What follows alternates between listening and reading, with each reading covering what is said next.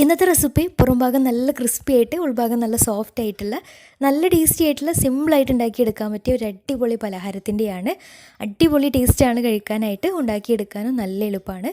അപ്പോൾ എങ്ങനെയാണ് സിമ്പിളായിട്ടുള്ള ഈ ഒരു റെസിപ്പി തയ്യാറാക്കുന്നത് നോക്കാം.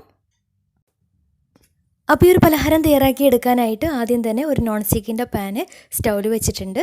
നന്നായിട്ട് ചൂടായിട്ട് വരുമ്പോൾ അതിലേക്ക് 1 ടേബിൾ സ്പൂൺ നെയ്യ് ഒഴിച്ചു കൊടുക്കാം.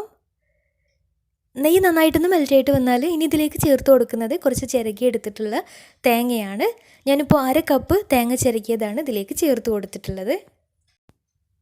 തേങ്ങ നെയ്യിൽ കിടന്നിട്ട് ചെറുതായിട്ടൊന്ന് വഴറ്റിയെടുക്കാം. ഒരുപാട് കളർ മാറി നന്നായിട്ട് മൊരിഞ്ഞ് കിട്ടണമെന്നൊന്നുമില്ല. അപ്പോൾ തേങ്ങ വറുക്കുന്ന സമയത്ത് തന്നെ ഇനി ഇതിലേക്ക് മധുരത്തിന് ആവശ്യമായിട്ടുള്ള പഞ്ചസാര കൂടി ചേർത്ത് കൊടുക്കുന്നുണ്ട്. ഞാനിപ്പോൾ ഒരു 4 ടേബിൾ സ്പൂൺ പഞ്ചസാരയാണ് ഇതിലേക്ക് ചേർത്ത് കൊടുക്കുന്നത്. ഈ ഒരു സമയത്ത് തന്നെ പഞ്ചസാര ചേർത്ത് കൊടുക്കുമ്പോൾ തേങ്ങ നല്ല സോഫ്റ്റായിട്ട് കിട്ടുകയും ചെയ്യും. പിന്നെ കയ്യിൽ നട്ട്സ് ഉണ്ടെന്നുണ്ടെങ്കിൽ ആദ്യം തന്നെ നട്ട്സും കൂടെ ഒന്ന് വറുത്ത് ചേർത്ത് കൊടുക്കുകയാണെങ്കിൽ ഒന്നും കൂടെ ഇടയ്ക്ക് കടിക്കുമ്പോൾ ഒന്നും കൂടി ഒരു ടേസ്റ്റി ആയിരിക്കും. അപ്പോൾ ഏകദേശം ആയി വരുന്ന സമയത്ത് ഇനി ഇതിലേക്ക് നല്ലൊരു ഫ്ലേവറിന് വേണ്ടിയിട്ട് 1 ടീസ്പൂൺ ഏലക്കാപ്പൊടി കൂടെ ചേർത്ത് കൊടുക്കുന്നുണ്ട്.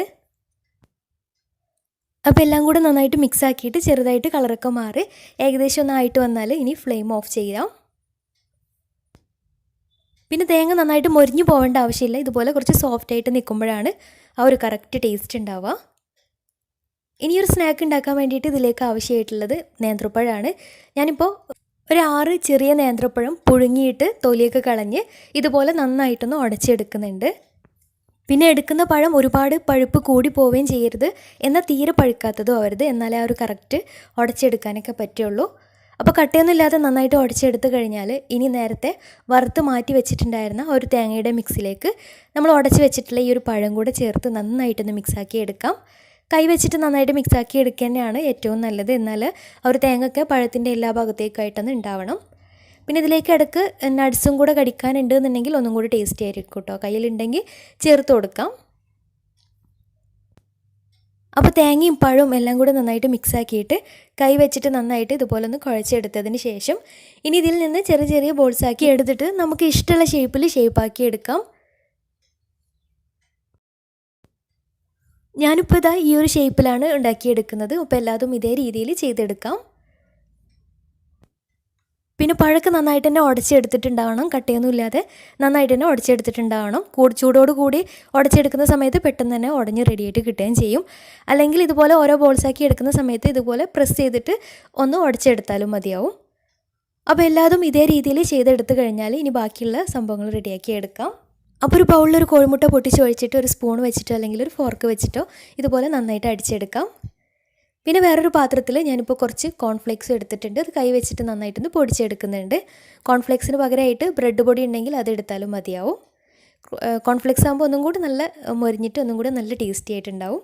അപ്പോൾ 2 പാത്രത്തിലും മാറ്റി വെച്ചതിന് ശേഷം ഇനി മുട്ടയുടെ ബാറ്ററിൽ നമ്മൾ റെഡിയാക്കി വെച്ചിട്ടുള്ള ഓരോ പഴത്തിൻ്റെ ഈ ഒരു മിക്സും ഇതുപോലെ ഒന്ന് മുക്കിയെടുത്തിട്ട് കോൺഫ്ലേക്സിൻ്റെ ഈ ഒരു പൗഡറിൽ ഒന്ന് കോട്ട് ചെയ്തെടുക്കാം. കോൺഫ്ലെക്സ് ഒരുപാട് നല്ല ഫൈനായിട്ട് പൊടിച്ചെടുക്കേണ്ട, കൈ വെച്ചിട്ട് ഇതുപോലെ ചെറിയ ചെറിയ തരി തരിയായിട്ട് ഇതുപോലെ പൊടിച്ചെടുത്താൽ മതിയാവും. അപ്പോൾ എല്ലാതും ഇതേ രീതിയിലൊന്ന് കോട്ട് ചെയ്തെടുക്കാം. അപ്പോൾ എല്ലാതും ഇതേ രീതിയിൽ കോട്ട് ചെയ്തെടുത്ത് കഴിഞ്ഞാൽ ഇനി ഫ്രൈ ചെയ്തെടുക്കാം. പിന്നെ മുട്ടയുടെ ബാറ്ററിന് പകരമായിട്ട് കുറച്ച് മൈദയും കുറച്ച് വെള്ളവും ഒരു ലൂസായിട്ടുള്ള ബാറ്റർ ആക്കിയിട്ട് അങ്ങനെ എടുത്താലും മതി കേട്ടോ, മുട്ട തന്നെ വേണമെന്നില്ല. ഇനി നല്ല ചൂടായിട്ടുള്ള എണ്ണയിലേക്ക് ഇട്ടിട്ട് ഇതൊന്ന് ഫ്രൈ ചെയ്തെടുക്കണം. പിന്നെ ഫ്രൈ ചെയ്തെടുക്കുന്ന സമയത്ത് ഒരുപാട് എണ്ണയിൽ മുങ്ങിക്കിടന്ന് പൊരിയണമെന്നില്ല, ഇതുപോലെ ഈ ഒരു രീതിയിൽ ഫ്രൈ ചെയ്തെടുത്താൽ മതിയാവും. പിന്നെ ഫ്രൈ ചെയ്യുന്ന സമയത്ത് ഒരുപാട് ഹൈ ഫ്ലെയിമിലിട്ടിട്ട് വെക്കുകയും വേണ്ട, പെട്ടെന്ന് പുറംഭാഗം പെട്ടെന്ന് അങ്ങോട്ട് കരിഞ്ഞു പോവുകയും ചെയ്യും. ഒരു മീഡിയം ടു ഹൈ ഫ്ലെയിമിലിട്ടിട്ട് തീയൊക്കെ ഒന്ന് ബാലൻസ് ചെയ്തിട്ട് ഇതുപോലെ ഫ്രൈ ചെയ്തെടുക്കാം. അപ്പോൾ ഒരു ഭാഗം ആയിക്കഴിഞ്ഞാലും മറിച്ചിട്ട് കൊടുക്കാം. തിരിച്ചും മറിച്ചൊക്കെ ഇട്ടിട്ട് 2 ഭാഗവും കളറൊക്കെ മാറി നന്നായിട്ട് മൊരിഞ്ഞ് കിട്ടിയാൽ എണ്ണയിൽ നിന്ന് മാറ്റാം. നല്ല ടേസ്റ്റി ആയിട്ടുള്ള പുറംഭാഗമൊക്കെ നല്ല ക്രിസ്പി ആയിട്ടുള്ള ഒരു അടിപൊളി പലഹാരമാണ്. തീർച്ചയായിട്ടും ട്രൈ ചെയ്ത് നോക്കണം. നല്ല ടേസ്റ്റാണ്. പുറത്ത് ആ ഒരു കോൺഫ്ലെക്സിൻ്റെ ആ ഒരു മൊരിച്ചിലും കൂടി ഉണ്ടാകുമ്പോൾ അടിപൊളി ടേസ്റ്റാണ് കേട്ടോ. കോൺഫ്ലെക്സിന് പകരം ബ്രെഡ് പൊടി വെച്ചിട്ടും ചെയ്തെടുക്കാം. അപ്പോൾ ഇതേ രീതിയിൽ ബാക്കിയുള്ളതും ചെയ്തെടുക്കാം. അപ്പോൾ ട്രൈ ചെയ്ത് നോക്കുക, നല്ല ടേസ്റ്റാണ്. ട്രൈ ചെയ്തിട്ട് നിങ്ങളുടെ ഫീഡ്ബാക്സ് ഒക്കെ അറിയിക്കാനും മറക്കരുത്. അപ്പോൾ നല്ല അടിപൊളി വീഡിയോയുമായി വീണ്ടും വരാം. അതുവരെ take care, bye, thank U.